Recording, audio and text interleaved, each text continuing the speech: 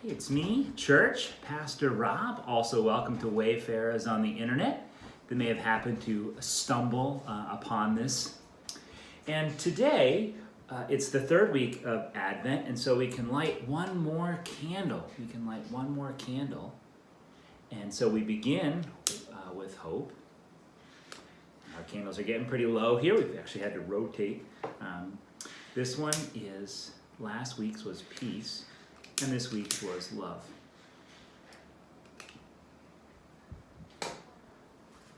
One thing that I like to do whenever I light candles is to just take a breath and relax, center myself, not necessarily just on the candles, but on Christ. And so for me, it can be helpful just to use a simple, almost mantra or breathing of just Christ is our love this week. Christ is our love. Christ is our love. I know there are other devotions by Kim that really are much better at the breathing. Another way that you can kind of get into the candles too is this week, as we light the love candle, to think about somebody in your life whom you love and to pray for them. Maybe pray for the same person every day, or maybe sort of pray for somebody different whom you love in your life each day.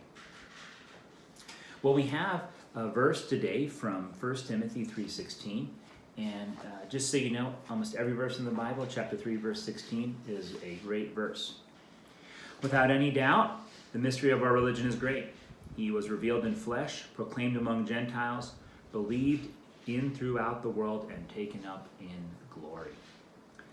The great mystery, Henry Nouwen writes, upon which our faith rests, is that the one who is in no way like us, who cannot be compared with us, nor enter into competition with us, has come among us and taken on our mortal flesh. Now, the other devotions by Kim and Deacon Emily, I think, have been pretty spectacular, so I've been feeling the need to up my devotion game for all of you.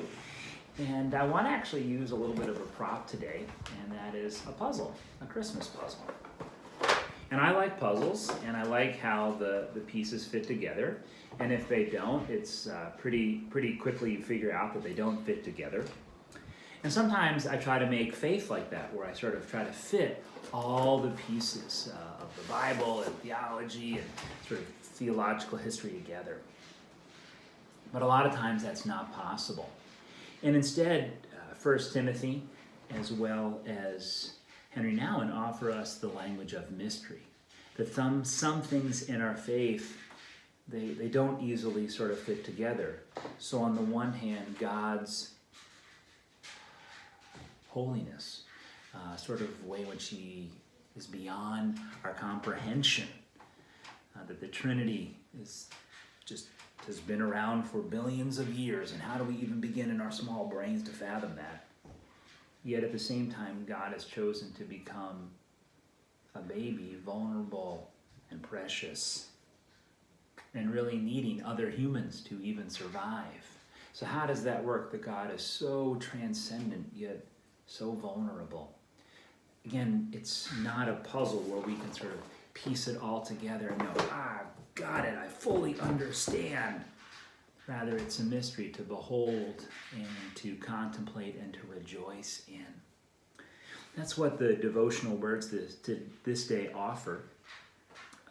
The triune God is so much greater in being than our human minds could never come close to comprehending the awesomeness of God in his fullness.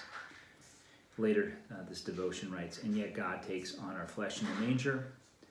In doing so, he gives us a great gift, the chance to enter into a relationship with him.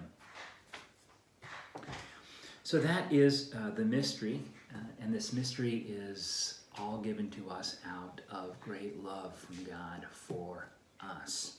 So my hope and prayer this week will be for those whom I love. I'm also going to uplift people who are suffering and struggling with COVID, as well as people who are caring for people in hospitals right now.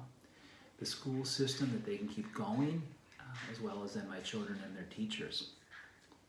Lastly, I've been praying this week for our church council and our church as we try to figure out how to move ahead in these times when the risk factors are just so high right now. So we conclude with our prayer. Lord, the mysteries of redemption fill my mind and heart with wonder. I pray, Lord, for your Spirit so that I may understand your love a little more each day.